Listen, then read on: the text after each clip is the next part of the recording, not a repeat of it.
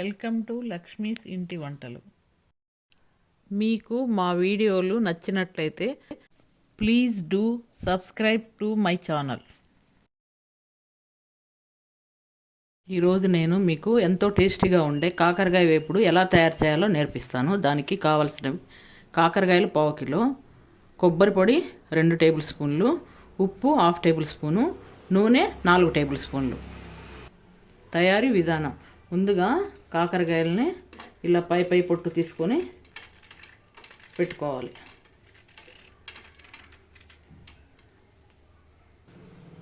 ఇలా కాకరకాయలన్నీ పై పొట్టు తీసుకొని సన్నగా తరుక్కోవాలి. అలా పొట్టు తీసుకున్న తర్వాత కాకరకాయని ఇలా చేసుకొని ఇలా చిన్న ముక్కలుగా తరుక్కోవాలి.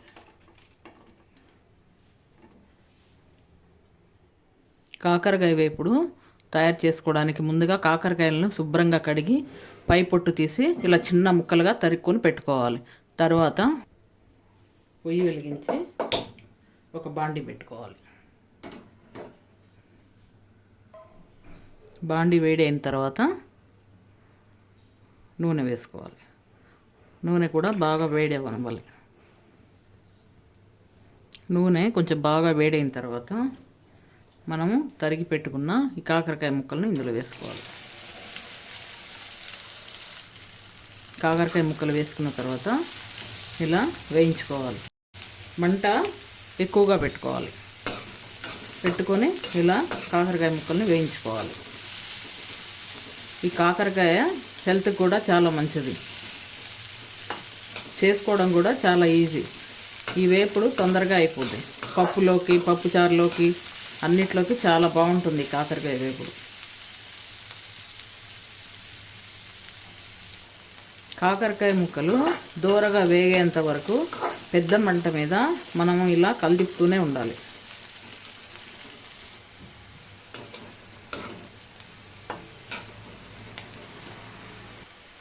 కాకరకాయ ముక్కలు ఇలా కొంచెం దూరగా వేగిన తర్వాత ఉప్పు వేసుకోవాలి. ఉప్పు వేసుకొని అంతా కలిసేటట్టు ఇలా కలుపుకొని వేయించుకోవాలి. ముక్కలు క్రిస్పీగా కరకరలాడేటట్టు వేయించుకోవాలి. ఇలా కొంచెం రంగు వచ్చిన తర్వాత మంట తగ్గించుకోవాలి. మంట తగ్గించుకొని చిన్న మంట మీద వేయించుకోవాలి.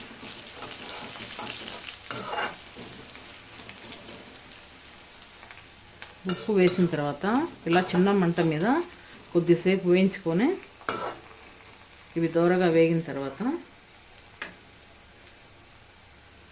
మనం రెడీగా ఉంచుకున్న కొబ్బరి పొడి కూడా వేయాలి. వేసి అంతా ఒకసారి ఇలా కలిసేటట్టు కలుపుకోవాలి. చిన్న మంట మీదే వేయించుకోవాలి. కొబ్బరి పొడి వేసిన తర్వాత ఎక్కువసేపు వేయించుకోకూడదు. ఈ కొబ్బరి పొడి వేసిన తర్వాత కాకరకాయ మనం వేయిస్తుంటే చాలా మంచి వాసన వస్తుంది. కొబ్బరి పొడి వేసి 2 నిమిషాలు వేయించిన తర్వాత స్టవ్ ఆపేయాలి. అంతే, ఎంతో టేస్టీగా ఉండే కాకరకాయ వేపుడు రెడీ.